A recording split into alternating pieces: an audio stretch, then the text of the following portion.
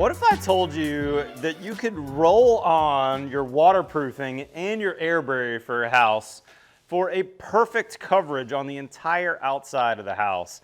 That's what we're talking about today. We're going to be reviewing the Prosoco R-Guard system. I'm visiting a builder who previously has been using Housewrap on his projects and is doing the R-Guard system. Now, if you're not familiar with this is a fluid applied waterproofing. This was dried already. We're actually filling in right here.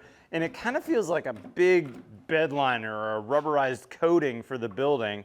This is vapor permeable, so you could actually dry through it, but it's totally waterproof and totally airproof as well. Now he's rolling on right here out of this bucket, the roll-on version. This is Cat 5, but you also see there the pink that's on there at the seams where the plywood comes together, or rather the OSB comes together. That's their joint and seam filler. And around the house, you're gonna see some red fluid applied as well. That's called Fast Flash. This is all made by Prosoco, and it's all a system that works together. And what I like about it is because it's a fluid applied, it sticks to itself. We're not worried about which way is that house wrap going, are we shingling things? It really doesn't matter what order you do things, with a few minor exceptions. But when we're all done, we've got this really thick, rubberized kind of coating on the outside of the house that's totally water and totally airproof. Today's build show is sponsored by Prosoco. Let's get going.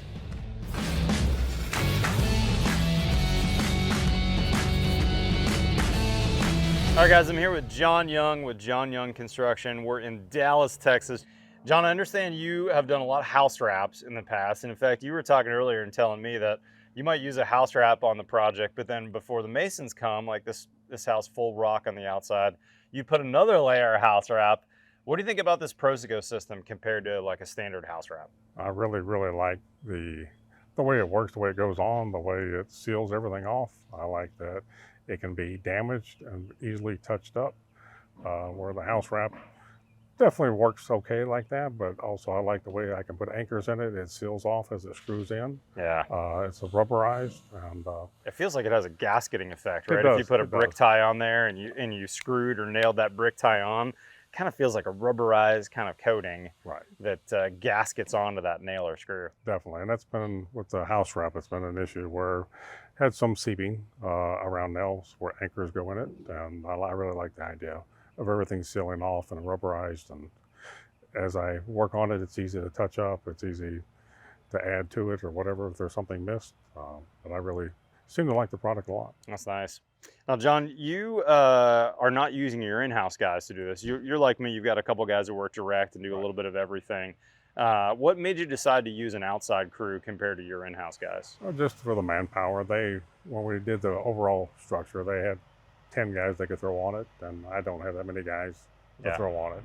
That makes sense. So you actually used your painter and trained him on this, right? Right.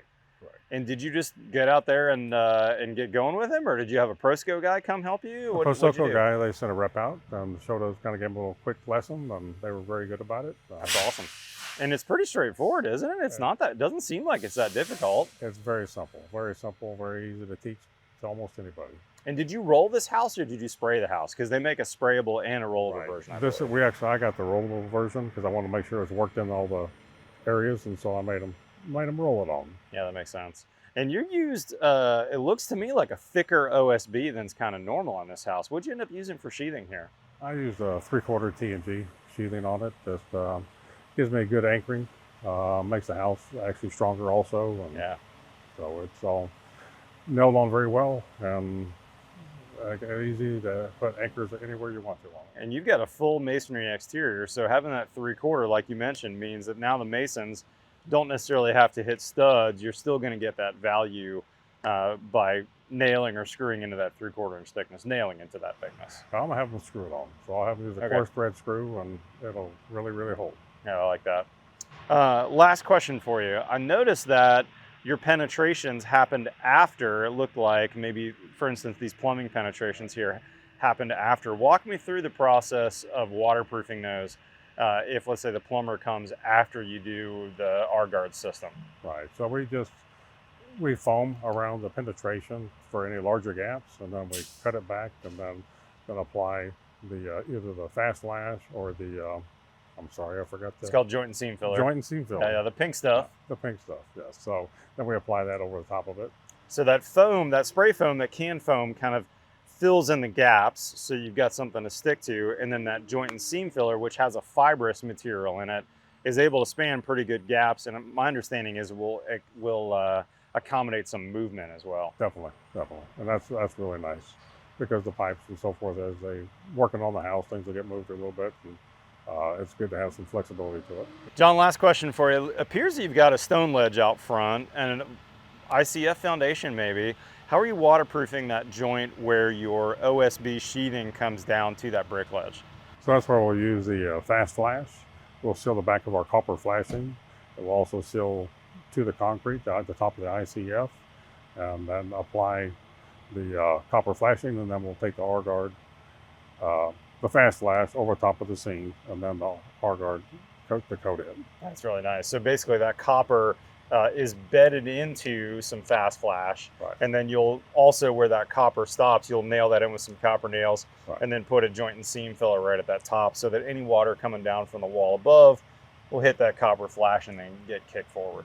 Correct. That's Man, you're exactly a nailing details, John. I really appreciate you letting me come out and see your job site. Beautiful Thanks for work, coming. my friend. Thank you. Guys, I'll put a link to John's website.